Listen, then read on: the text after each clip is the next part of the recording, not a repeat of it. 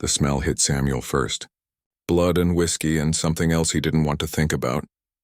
The boarding house room was barely big enough for the narrow bed his brother lay dying in, and Samuel had to duck his head to avoid the sloped ceiling. Thomas looked smaller than Samuel remembered. Funny how a bullet could do that to a man. 3 days ago, his older brother had been the biggest thing in this Montana town. Sheriff Thomas Bridger, the man who cleaned up the territory, who made the streets safe for decent folk. Now he was just pale skin and shallow breathing, his badge sitting on the side table like it didn't matter anymore. "You came," Thomas whispered. His voice sounded like boots dragging through gravel. "Got your telegram." Samuel pulled the only chair closer to the bed. The legs scraped against the wooden floor. "Took me 4 days of hard riding." Thomas tried to smile, but it came out more like a grimace. "Always were good at running. Just never thought you'd run toward me this time." That stung, but Samuel let it pass. They hadn't seen each other in 15 years. Not since Samuel had left home the day after their father's funeral. He'd been 19 then, angry at the world, angry at being the younger son who'd never measure up. He'd drifted from town to town, job to job, never staying long enough for anyone to expect anything from him.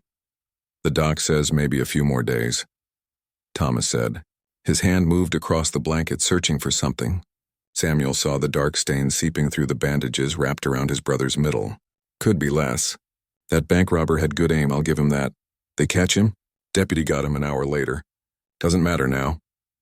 Thomas found what he was looking for, his hand closing around Samuel's wrist. His grip was weaker than Samuel expected. "I need you to do something for me. Something important." Samuel felt his stomach tighten. He'd come here to say goodbye to his brother, not to get tangled up in whatever mess Thomas was leaving behind. "What is it?" "Catherine, my wife. And the kids." Thomas's breathing got harder. "They need someone. This town, this life out here, it's not kind to women alone. And the children, they're so young." Samuel had heard Thomas got married years back, but he'd never met the woman. Didn't even know her name until now. "She's got family, doesn't she?" "Back in Ohio. Her father's dead, mother remarried a man who made it clear Catherine wasn't welcome anymore. That's why she came west in the first place," answered one of those matrimonial ads. Thomas coughed, and Samuel saw blood on his lips. "She's got nobody here but me, and soon she won't even have that. Thomas, I can't just marry her." The words came out flat and certain, the way Thomas used to tell him to do his chores when they were boys. "I need you to marry Catherine and take care of them. Little Grace is only 7. Benjamin just turned 5. They need a father." The room felt smaller suddenly. Samuel stood up, nearly hitting his head on the ceiling again. "You're asking me to marry a woman I've never met? To raise kids that aren't mine? Thomas, I'm not that kind of man. I don't stay places. I know exactly what kind of man you are." Thomas's voice got stronger, fed by whatever was left of his stubbornness. "You're a man who keeps his promises.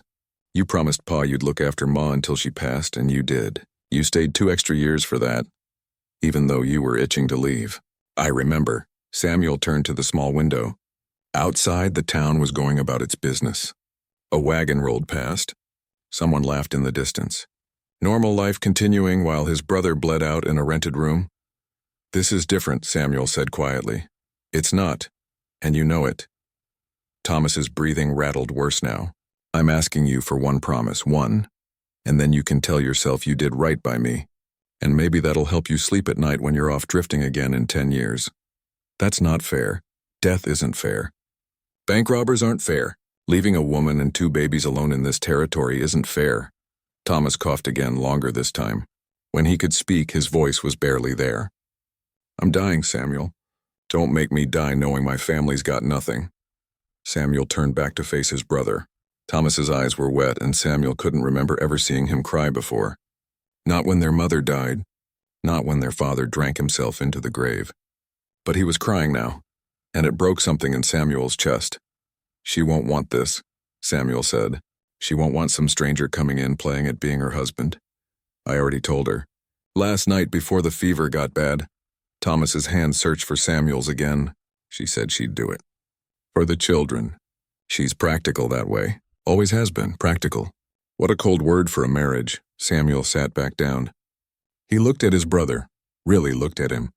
37 years old and dying in a nothing town in Montana. But Thomas's eyes held something that made Samuel's throat tight. Not just fear. Love. The desperate love of a father who wouldn't live to see his children grow.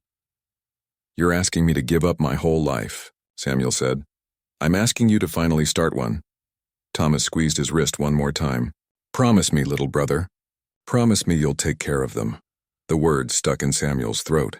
Every part of him wanted to run, to make excuses, to be anywhere but in this room making a promise that would chain him down. But he looked at Thomas and he saw the boy who'd taught him to ride, who'd taken beatings from their father to protect him, who'd always been the strong one. "I promise," Samuel heard himself say. Thomas's whole body relaxed. "Thank you. God, thank you." He closed his eyes. "She's a good woman, Samuel. Strong. Stronger than me in some ways. The kids are good too. You'll see." 3 days later, Thomas died. The whole town came to the funeral, filling the small church beyond capacity. Samuel stood next to Catherine Bridger for the first time, this woman who was about to become his wife by obligation. She was tall, nearly as tall as him, with dark hair pulled back so tight it looked painful. Her face was hard, carved from the same harsh stone as this territory.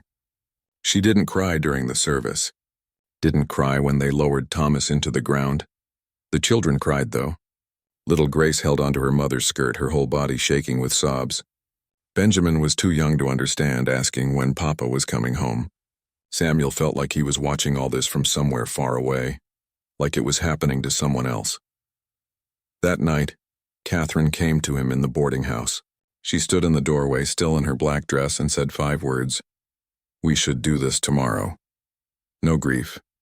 No questions about who he was or what kind of man her dead husband had saddled her with. Just cold practicality. "Tomorrow's fine," Samuel said. The next morning, the circuit judge married them in Catherine's kitchen. The whole ceremony took maybe 4 minutes. Catherine didn't look at Samuel once. When the judge said he could kiss his bride, Catherine turned away and started washing dishes. That night, Samuel slept in the barn. He could hear the horses moving in their stalls, could smell hay and leather and animal warmth. It was more familiar than the house, more honest somehow. In the house was a woman who didn't want him and children who'd lost their father. In the barn was just Samuel and his promises and the slow realization that he'd traded his freedom for a dying man's peace of mind. He didn't sleep much. Outside, the Montana wind howled across the silent plains, and Samuel wondered what he'd gotten himself into. Winter came early that year, sweeping down from the mountains like something angry. Samuel woke his 3rd morning in the barn to find frost coating everything, his breath hanging in the air like smoke. His back ached from sleeping on hay bales, and his fingers were so cold he could barely button his shirt. When he walked to the house for breakfast, Catherine was already up. She was always up before him, moving through the kitchen like a general preparing for battle. Biscuits were cooling on the counter. Coffee was hot. The children sat at the table, quiet as mice. "There's porridge," Catherine said without looking at him. "And bacon." Samuel sat in the chair at the end of the table. Not Thomas's chair. That one stayed empty. A 4th place set with plate and cup and silverware, like Thomas might walk through the door any moment. Samuel had learned not to mention it. Little Grace watched him with cautious eyes. She had her mother's dark hair but Thomas's softer features. Benjamin ignored him completely, focused on pushing porridge around his bowl. "Thank you for breakfast," Samuel said. Catherine didn't respond. She poured coffee into his cup the same way she'd pour it for any boarder. No warmth. No acknowledgement that he was supposedly her husband now. After breakfast, Samuel walked to the sheriff's office. The town council had come to see him 2 days after the funeral. Mayor Henderson did most of the talking, his big belly straining against his vest buttons. "We need a sheriff," Henderson had said. "Town's paying for it. You're Thomas's brother, you've got his name. People will accept that." Samuel had wanted to laugh. He'd never been a lawman, never even wanted to be one, but he'd taken the badge anyway. Because what else was he going to do? He needed to provide for Catherine and the children. That was the deal.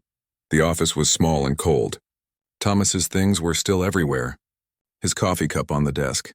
His extra gun belt hanging on a peg. Papers with his handwriting scattered across the desk. Samuel sat in his brother's chair and felt like an imposter. The door opened around mid-morning. Deputy Clark came in, a young man with red hair and freckles who looked like he should still be in school. "Morning, Sheriff," Clark said, but his tone said he didn't mean it. "Got reports of cattle missing from the Anderson ranch.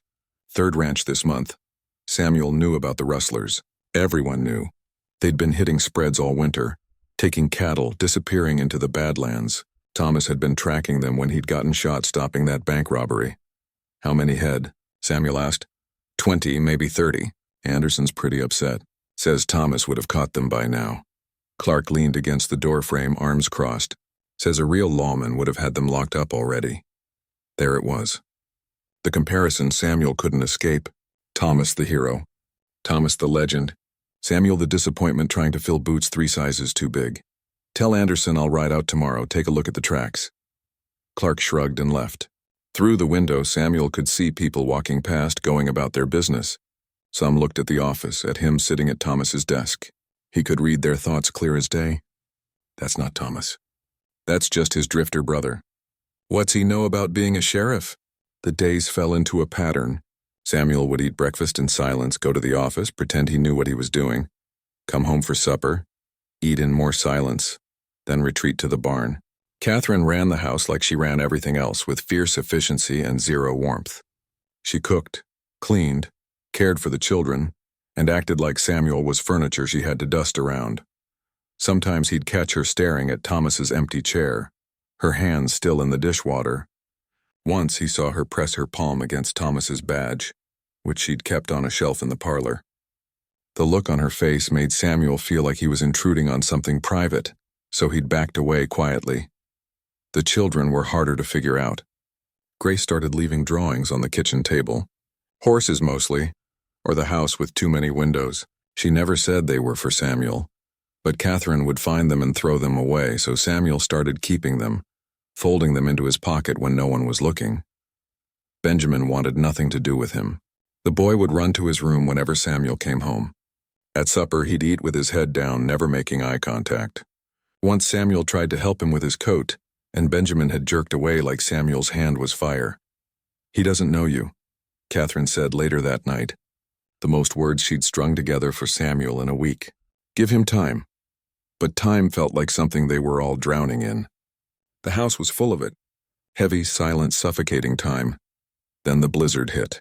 It came in the night. Wind screaming like something alive, snow piling up so fast Samuel couldn't see the fence line by morning. He made it to the house just as Catherine was trying to get to the barn to feed the animals. You can't go out in this, Samuel said, blocking the door. The animals need... I'll do it. You stay with the children. For a moment, Catherine looked like she might argue. Then she stepped back and Samuel pushed out into the white madness. It took him an hour to feed the livestock and check that everything was secure. When he came back, his face was raw from the cold, ice crusting his eyebrows. Catherine had hot coffee waiting. She didn't say anything, just pushed the cup across the table to him. The storm lasted 3 days. 3 days trapped in the house together, the wind howling outside like wolves. Samuel slept on the floor by the fireplace instead of going to the barn. Catherine didn't object. On the second day, Benjamin got scared of the wind sounds. He crept out of his room in the middle of the night crying. Catherine was exhausted from keeping the fire going and cooking with limited supplies. Before she could get up, Samuel went to the boy. It's just wind, Samuel said softly, crouching down. It sounds mean, but it can't hurt you in here. Benjamin stared at him with wet eyes. Papa used to sing when I got scared. Samuel's throat tightened. I don't know the songs your papa knew. He sang about buffalo. So Samuel made up a song about buffalo. It was terrible, barely even a melody, but Benjamin listened. And when Samuel carried him back to bed, the boy didn't pull away. The third night, Catherine found Samuel reading by firelight. It was just an old newspaper, but he was reading it carefully, studying every word. You can read, she said. It wasn't a question, but she sounded surprised. My mother taught me before she died. She was big on education. Catherine sat down in the chair across from him. This was the closest they'd sat since the wedding. Thomas couldn't read much. Just enough to sign papers and read wanted posters. Samuel looked up at her. This was the first time she'd mentioned Thomas to him directly. That must have been hard. You being a teacher and all. How did you know I was a teacher? Deputy Clark mentioned it. Said you used to teach before you married. Catherine's face did something complicated. Sad maybe, or regretful. I loved teaching. I loved books. I thought I'd have a whole library someday. Thomas promised we'd get books, but money was always tight and... She stopped herself like she'd said too much. The children need to learn. Grace should be reading better by now. I could teach them, Samuel offered. If you want. Catherine studied him for a long moment. In the firelight, she looked different. Softer somehow. Less like carved stone and more like a person carrying too much weight. After supper tomorrow, she finally said, 1 hour. That next evening, Samuel sat at the kitchen table with Grace and Benjamin. He'd found an old book in the house, something about frontier adventures. Catherine listened from across the room, pretending to mend clothes but not fooling anyone. Samuel read slowly, making sure the children could follow. Grace leaned in, fascinated. Even Benjamin paid attention, his small face serious with concentration. When Samuel finished the chapter, Grace asked him to read another.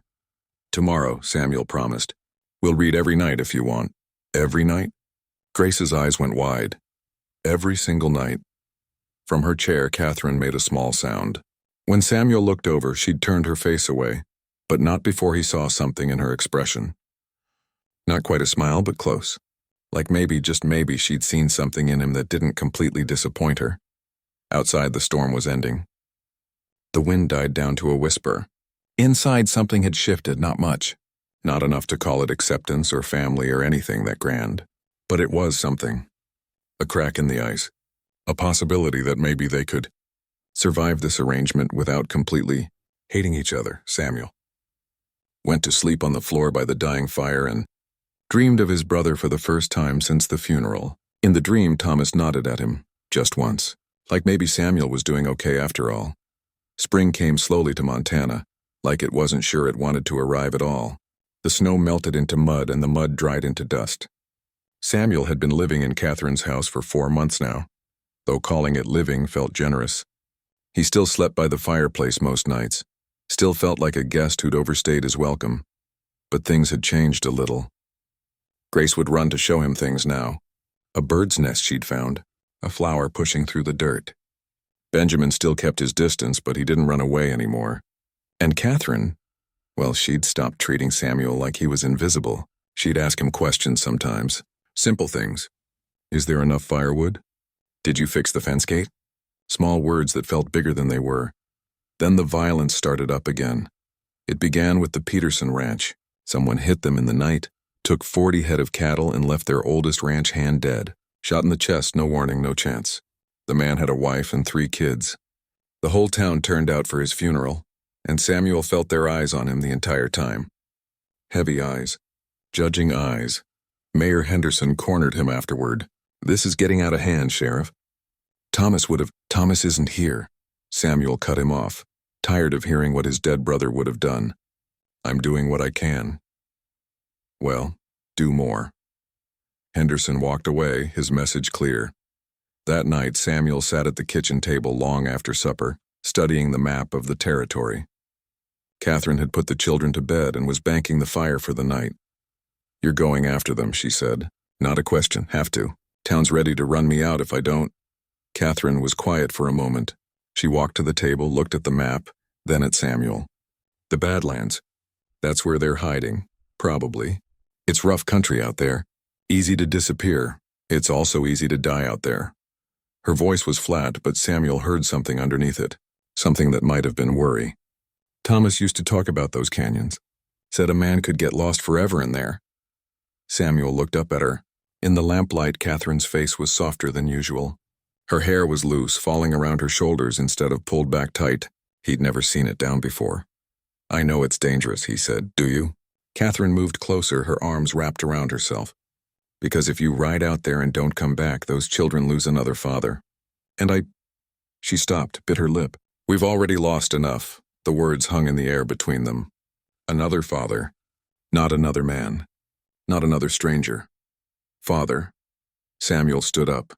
Catherine, don't make promises you can't keep. Her eyes were bright now, shining with something that might have been tears. Thomas promised me he'd always come home. He promised he'd see the children grow up. He promised we'd grow old together. And then one day he stopped a bank robbery and bled out in a boarding house room. Her voice cracked. So Dee, don't promise me anything, just be careful. It was the most she'd ever said to him at once. The most honest she'd ever been. Samuel wanted to say something meaningful. something that would ease the fear in her eyes, but words felt clumsy in his mouth. "I'll do my best to come back," he said finally. "That's all I can give you." Catherine nodded once, then turned away. But before she left the room, she paused. "Grace asked me today when you'd be moving out of the house." Samuel's stomach dropped. "I can go back to the barn if—" "No!" Catherine turned to face him. "She asked when you'd stop sleeping on the floor, when you'd get a proper bed. She said it wasn't right, you sleeping down there like a dog." A pause. "She's getting attached to you. They both are. So if you're going to ride out into the Badlands and maybe not come back, maybe you should think about that first." She left him standing there, the map forgotten, his mind spinning. The next morning, Samuel gathered a posse: Deputy Clark, 2 ranch hands who could track, and old Harvey Mills, who'd lived in the territory 40 years and knew the Badlands better than anyone. 5 men total, heading into country that swallowed people whole. Before they left, Grace ran out of the house. She threw her arms around Samuel's waist, squeezed tight. "You have to come back," she said into his shirt. "You have to finish reading the story. You can't leave it on a cliff part." Samuel crouched down to her level. "A cliffhanger, you mean?" "Yes, that." Grace's eyes were serious. "Promise you'll finish it." "I promise I'll try my hardest." Benjamin appeared in the doorway then, holding Catherine's hand. The boy looked at Samuel, and for the first time there was something other than distrust in his face. Fear, maybe. The kind of fear that meant he cared what happened. Catherine stood there with her hand on Benjamin's shoulder, her face unreadable. But she lifted her free hand in a small wave. Just that, a wave goodbye. It felt more intimate than any words could have been. The ride into the Badlands took 2 days. They tracked the rustlers through canyons and dried riverbeds, following signs most men would have missed. Harvey proved his worth, spotting broken branches and disturbed rocks that told stories Samuel was just learning to read. On the 3rd day, they found the rustlers' camp in a box canyon. 6 men, rough-looking and armed. The stolen cattle were penned in a makeshift corral. Samuel's group had them surrounded, but the rustlers had the high ground. "We can wait them out," Clark suggested. "Starve them down." "That'll take days," Harvey said, "and they might have supplies we don't know about." Samuel studied the canyon walls. There was another way in, a narrow gap that 2 men could slip through. Dangerous, but possible. "Clark, you and the others keep them pinned here. Make noise, keep their attention forward." Samuel pointed to the gap. "Harvey and I will come in from behind." It took 3 hours of careful climbing. The rocks were sharp and unstable. Once Samuel's foot slipped and he nearly fell 20 feet. Harvey caught his arm, held him steady. "Thomas would have loved this," Harvey whispered. "He always did like the dramatic approach." Samuel wanted to say he wasn't Thomas, that he was doing this his own way. But there wasn't time. They reached the canyon rim just as the sun was setting. Below, the rustlers sat around their fire, confident they were safe. The confrontation happened fast. Samuel and Harvey came down from the rocks with rifles ready. Clark and the others moved in from the front. The rustlers were trapped, outmaneuvered. 3 of them threw down their guns immediately. 2 others went for their weapons. The gunshot was deafening in the enclosed space. Samuel felt something hot tear across his ribs, spinning him sideways. He fired back on instinct, and one of the rustlers went down. Harvey got the other one before he could fire again. Then it was over. 6 rustlers captured or dead. 40 head of cattle recovered, and Samuel sitting against a rock, blood soaking through his shirt. "How bad?" Clark asked, kneeling beside him. "Bad enough." Samuel's vision was going fuzzy at the edges. "But not as bad as Thomas. I can still ride." The journey home took 4 days instead of 2. Samuel could barely stay in the saddle, fever setting in from the wound. Harvey had to tie him to his horse the last day to keep him from falling off. They rode into town at dusk, the captured rustlers bound and defeated, the cattle driven ahead. The whole town came out to see. Mayor Henderson was there, his face red with excitement. Deputy Clark was already telling the story, making it sound more heroic than it was. But Samuel only saw Catherine. She was standing in the middle of the street, one hand covering her mouth, Grace and Benjamin pressed against her sides. When she saw Samuel slumped in the saddle, blood on his shirt, her face went white. He tried to sit up straighter, tried to look like he wasn't about to pass out. "Finished the job," he managed to say. Then the world tilted sideways and everything went dark. Samuel woke up in a real bed for the first time since coming to this house. His own bed, he realized groggily. Catherine's bed. The sheet smelled like lavender and soap. His ribs were wrapped tight in clean bandages. Catherine sat in a chair beside the bed, her sewing forgotten in her lap. When she saw his eyes open, something crossed her face. Relief maybe, or anger, possibly both. "You're an idiot," she said quietly. "Nice to see you too. You could have died out there. But I didn't. This time." Catherine stood up, moved to the window, her back to him. Her shoulders were shaking. "This time you came back. But what about next time? What about the time after that?" Samuel tried to sit up and immediately regretted it. Pain shot through his side. "Catherine, those children love you." The words came out harsh, angry. "They love you, and you rode off like it didn't matter, like you were still that drifter with nothing to lose. I had to. The town, forget the town." She spun around and Samuel saw tears on her face. "The town doesn't matter.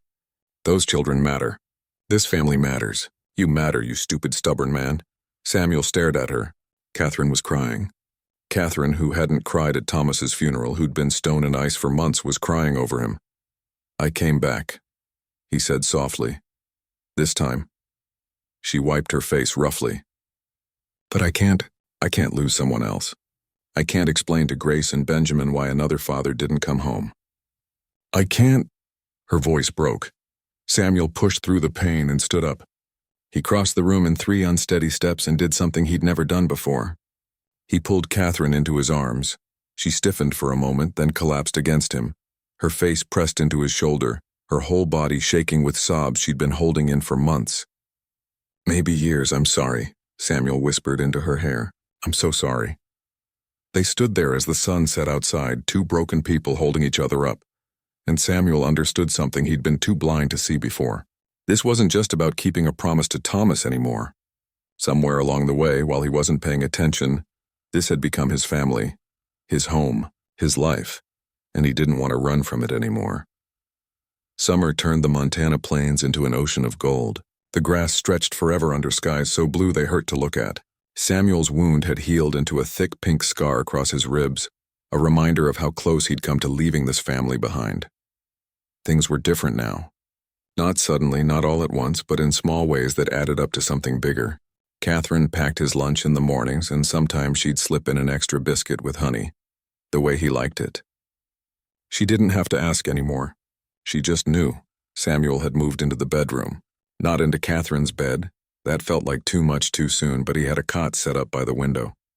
It was better than the floor, and it meant he was closer when Benjamin had nightmares. The boy had started calling him Pa Sam, hesitant at first, then with more confidence. Grace had been calling him that for weeks already. Thomas's place at the table was gone now.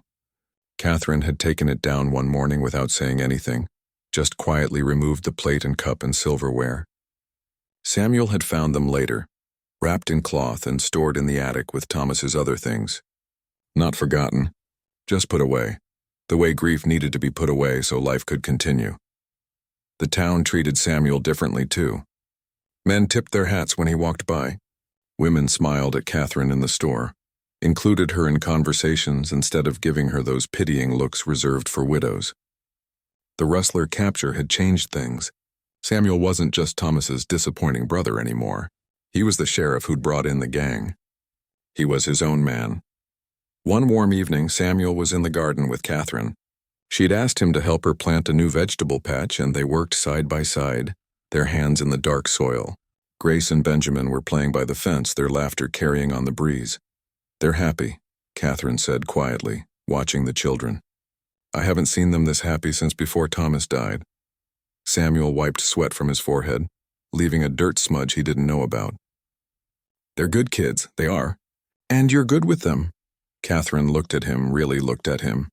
"I never thanked you properly. For staying, for keeping your promise when you could have run. I'm not running anywhere. I know that now." She turned back to her planting, but there was something soft in her voice. "Thomas used to say I was too stubborn for my own good, that I held on to things too tight. I held on to my anger at you for a long time. Angry that you weren't him. Angry that I had to marry a stranger. Angry at the whole situation. But you're not a stranger anymore." Samuel's hand stilled in the dirt. "What am I then?" Catherine was quiet for a long moment. "I'm still figuring that out." A week later, Catherine did something that surprised him. She came to the sheriff's office carrying a basket covered with a cloth. "Brought you lunch," she said, setting it on his desk. "You forgot it this morning. I could have come home for it, I know, but I wanted to walk. It's a nice day." She looked around the office, taking in Thomas's things that were slowly being replaced by Samuel's. A different hat on the peg, different papers on the desk. "It looks good in here. Different but good." Samuel unwrapped the basket. "Fried chicken, fresh bread, apple pie." "You made pie?" "Don't make a big deal of it." But Catherine was smiling just a little. Grace wanted to help. "She insisted we make your favorite. She knows my favorite." "Samuel, that girl watches everything you do. She knows you like pie better than cake, coffee black with no sugar, and that you check on the horses before you go to bed every night." Catherine moved to the window, looked out at the street. "She loves you. Benjamin too, though he shows it different." "They both do." Samuel stood up, moved closer. "What about you?" Catherine turned to face him. Her cheeks had color in them, pink like the wild roses that grew by the creek. "I'm still figuring that out too." But she was smiling when she said it, and that felt like something. The 4th of July came hot and bright. The whole town gathered in the square for celebrating. There was food and music, kids running everywhere, men drinking beer in the shade. The mayor gave a speech that went on too long. Someone set up targets for shooting competitions. The women laid out enough food to feed an army. Samuel stood with Catherine and the children watching it all. Grace had a new ribbon in her hair, blue to match her dress. Benjamin was eating his 3rd piece of cake, his face covered in frosting. Catherine wore a yellow dress Samuel had never seen before, and his breath had caught when she'd come downstairs that morning. "You look nice," he'd said, fumbling the words. "It's old. I just never had reason to wear it." But she'd looked pleased. Now, as the sun started setting and the fiddles began playing, couples moved into the square for dancing. Samuel saw Deputy Clark pull his sweetheart onto the makeshift dance floor, watched old Harvey Mills dance with his wife of 40 years, the two of them moving slow and comfortable. "Sheriff and Mrs. Bridger should dance," someone called out. Samuel didn't see who. Then more voices joined in, encouraging, teasing. The whole town watching. Catherine's face went red. "We don't have to." "It's all right." Samuel held out his hand. "If you want to." For a moment, Catherine just stared at his hand. Then slowly she took it. They walked to the square together, and the crowd made space for them. The fiddles started a waltz, something slow and sweet. Samuel put his hand on Catherine's waist, felt her hand rest on his shoulder. They'd never touched like this before. Never been this close except for that moment after he'd been shot. They started moving, awkward at first. Samuel wasn't much of a dancer, and Catherine was stiff with nervousness. But gradually, as they circled the square under the darkening sky, something shifted. Their steps matched. Their breathing synchronized. The noise of the crowd faded away until it was just the music and the two of them moving together. Samuel looked down at Catherine. She looked up at him. In the lantern light, her eyes were soft, no longer guarded. He could see things in those eyes he'd never seen before. Trust, warmth, maybe something more. "I'm glad you stayed," Catherine said quietly. "I'm glad Thomas asked you. I'm glad you're here." Samuel's heart was beating so hard he was sure she could feel it. "Catherine, I know we said this was just an arrangement, just something to keep the children safe, but it's become more than that, hasn't it?" "Yes." The word came out rough. "It has." The song was ending. The last notes hung in the air. Around them, people were clapping, moving back onto the dance floor for the next song. But Samuel and Catherine stood still, looking at each other like they were the only two people in the world. Samuel made a decision. He'd been careful for so long, respectful of Catherine's grief, mindful of the strange circumstances that had brought them together. But standing there in the warm July night with Catherine looking at him like that, he couldn't be careful anymore. He leaned down slowly, giving her time to pull away if she wanted. But Catherine didn't pull away. She lifted her face to his and her eyes closed, and then Samuel was kissing her. The kiss started gentle, questioning. Then Catherine's hand tightened on his shoulder and she pressed closer, and everything changed. It was like touching a match to dry kindling. Months of distance and restraint and careful politeness went up in flames. Samuel pulled her closer, and Catherine made a small sound in her throat that made his head spin. Around them, the crowd erupted in cheers and whistles and applause. Someone yelled something teasing. Someone else laughed. But Samuel barely heard any of it. All he could focus on was Catherine in his arms, kissing him back like she'd been waiting for this just as long as he had. When they finally pulled apart, both breathing hard, Catherine's face was flushed and her eyes were bright. She looked more alive than Samuel had ever seen her. That was... She started. Yeah, Samuel agreed, because he couldn't find words either. Grace appeared then, tugging on Samuel's shirt. Does this mean you're really married now? Like proper married? Catherine laughed, actually laughed, and the sound was beautiful. Yes, sweetheart. I think it does.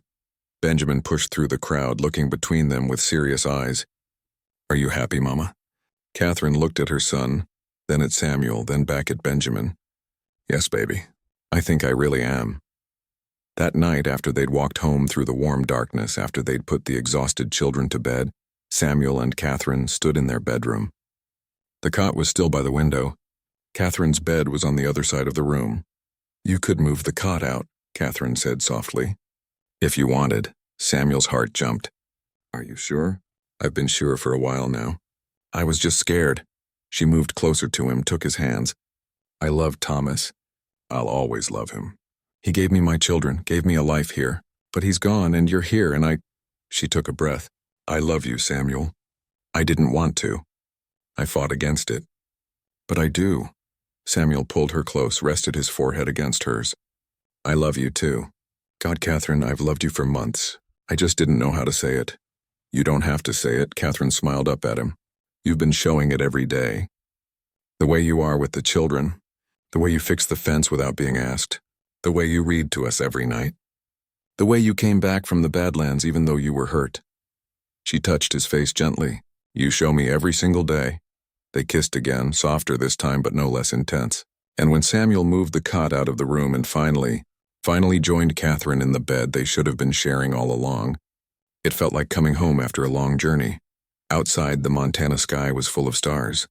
Inside, two people who'd been brought together by obligation had found something neither expected. They'd found love in the ruins of grief. They'd built a family from broken pieces. They'd taken a promise made to a dying man and turned it into something real and lasting and true. The silent plains weren't silent anymore. They were full of life and laughter and love. And Samuel Bridger, the drifter who never wanted to stay anywhere, had finally found the one place he never wanted to leave. The morning after the 4th of July, Samuel woke up with Catherine in his arms. For a moment he just laid there, afraid to move, afraid this was a dream he'd wake up from. But then Catherine stirred, turned to face him and smiled. A real smile, soft and sleepy and meant just for him. Good morning, she whispered. Good morning. Samuel brushed a strand of hair from her face. I keep thinking I'm going to wake up in the barn. You're never sleeping in that barn again. Catherine kissed him gently. You're exactly where you belong. Downstairs they heard Grace calling for breakfast and Benjamin asking where his boots were. Normal morning sounds in a house that finally felt like a home. Catherine laughed against Samuel's shoulder. We should get up before they come looking. But they stayed there a few minutes longer, neither wanting to break the spell of this new beginning. Life settled into a rhythm that felt right. Samuel still worked as sheriff, but he came home every evening to a family that wanted him there. Catherine stopped treating him like a guest and started treating him like a partner. They made decisions together now. When to plant the garden, whether to buy a new cow, how to handle Benjamin when he got stubborn. Grace bloomed under the attention of two parents. She was reading full books now, curled up by the fireplace with whatever Samuel brought home from the general store. Sometimes she'd read to Benjamin, patient when he struggled with the words, encouraging when he got them right. Benjamin had changed most of all. He followed Samuel everywhere now, asking endless questions. Why do horses sleep standing up? How do bullets work? Can I see your badge? Samuel answered every question seriously, treating the boy's curiosity with respect. And slowly Benjamin stopped asking about Thomas, not because he'd forgotten his father, but because he'd made room in his heart for a new one. One evening in late August, Catherine came to Samuel in the barn where he was, checking on a mare about to foal.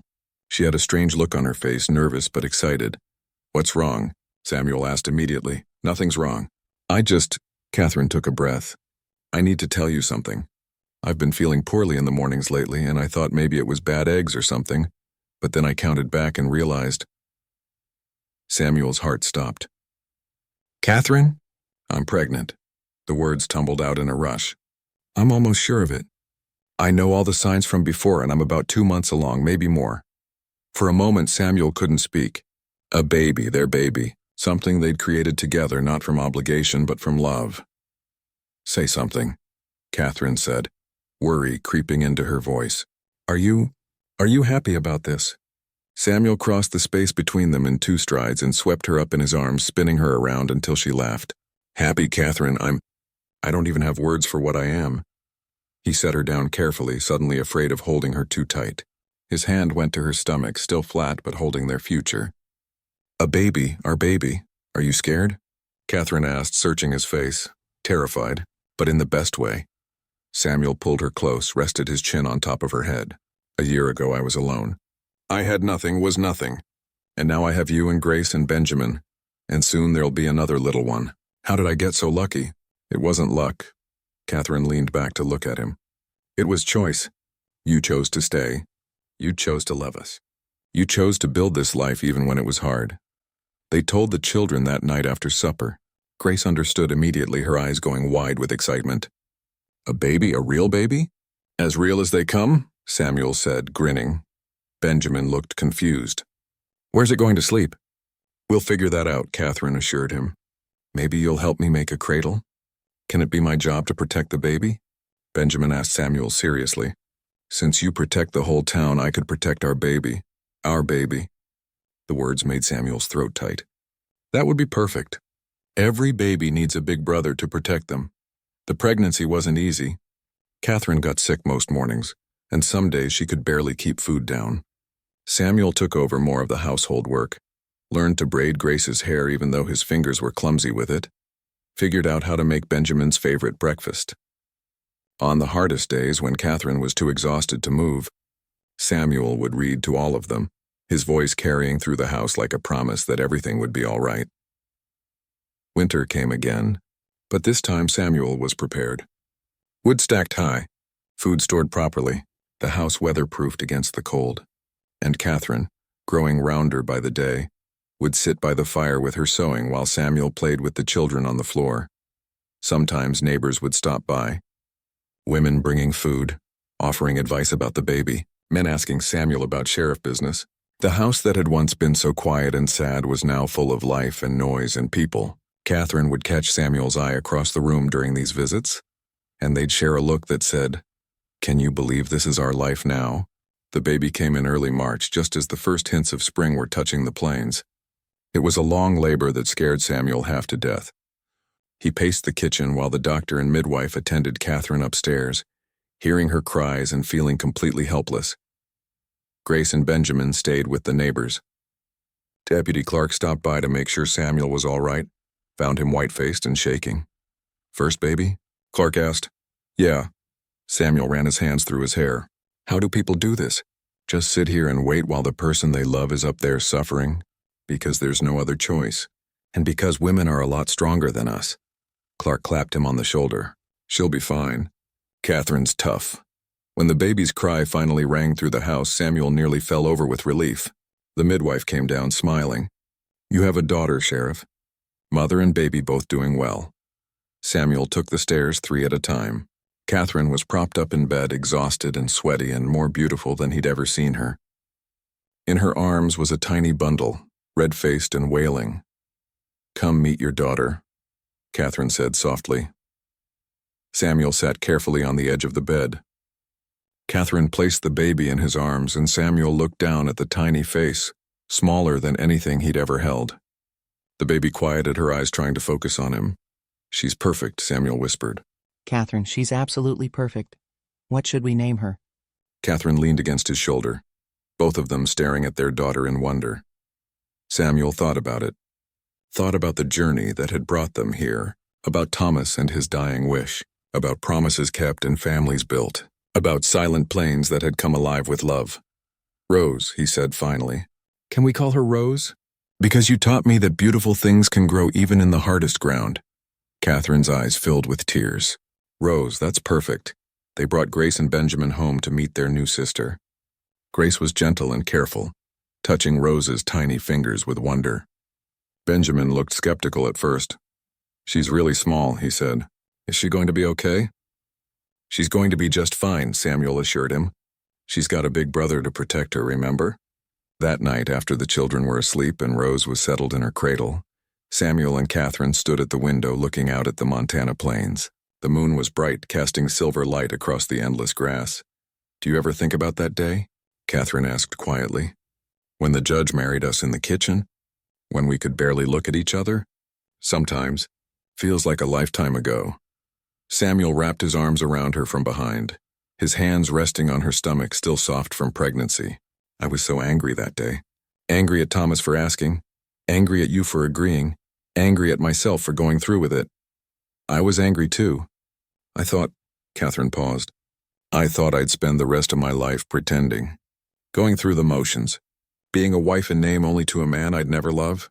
And now?" Catherine turned in his arms, looked up at him with eyes full of emotion. "Now I can't imagine my life any other way. I love you, Samuel. Not because Thomas asked you to marry me, not because you kept your promise, but because of who you are. Because you chose us every single day, because you turned this arrangement into something real." Samuel kissed her forehead, her cheeks, her lips. "You saved me, you know that? I was just drifting before, going nowhere, being nobody. You and the kids, you gave me a reason to stay. You gave me a life worth living." Behind them, Rose made a small sound in her sleep. They both turned to look at the cradle, at the newest addition to their unexpected family. "I wish Thomas could see this," Catherine said. "See what his last request became. See that we're happy. Maybe he can." Samuel held her closer. "Maybe he's looking down right now, satisfied that we all found our way to each other." They stood there in the quiet house. Two people who'd been forced together by circumstance and had chosen to stay together by love. Outside, the wind moved across the plains, carrying the scent of coming spring. Inside, a family slept, safe and warm and whole. Samuel had ridden into this town a year and a half ago with nothing but resentment and obligation weighing him down. He'd married a woman who didn't want him, inherited children who weren't his, taken a job he didn't ask for. Everything about it should have been a disaster. But somehow, impossibly, it had become everything. Catherine was his partner, his love, his home. Grace and Benjamin were his children in every way that mattered. And Rose, tiny Rose with her perfect fingers and rosebud mouth, was the proof that something beautiful could come from the hardest beginnings. The drifter had finally stopped drifting. The widow had learned to love again. The children had a father who would never leave them. And the silent plains that had witnessed so much sorrow had become the backdrop for something unexpected and precious and real.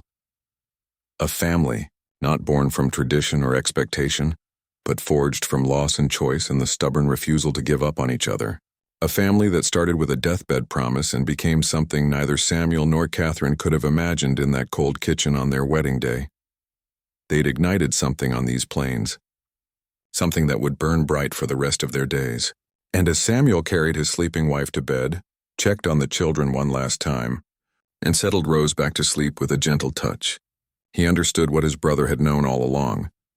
Love doesn't always look the way you expect it to. Sometimes it comes wrapped in obligation and grief. Sometimes it takes months to recognize. Sometimes you have to choose it every single day until it becomes as natural as breathing. But when it comes, when it really comes, it transforms everything. It turns strangers into family. It turns houses into homes. It turns the silent, lonely plains into something alive with possibility. And Samuel Bridger, who'd never wanted to stay anywhere, had finally found the one place he'd never leave. Home.